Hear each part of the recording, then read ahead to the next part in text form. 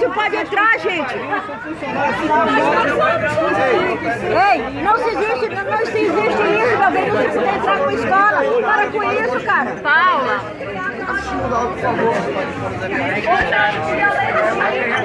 Pois é, não tem aula, meu amigo. Essa escola bosta que pode fazer visita qualquer dia. Ou você não sabe disso? Paula, vem. Pode fazer visita, o que tem de errado aí? Não pode fazer visita. Deixa eles entrar, a gente vai trazer. Paula, vem pra cá. Vocês não têm argumento. Se o problema é que a gente não pode reunir, a gente vai reunir aqui na porta. Reunir aqui, a Verba tá chegando aí.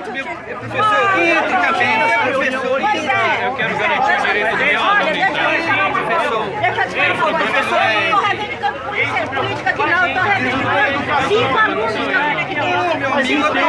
Olha, nós vamos sair agora. Mas por quê? Por Não tem quê? água nem energia. Mas por quê? Porque aqui a direção não resolveu. Não depende da direção, A é direção energia. então só prova conta de Energia é da CEL, papai. Se liga telefone pra Nós já resolver o estamos quê? ligando desde ontem que não tem energia.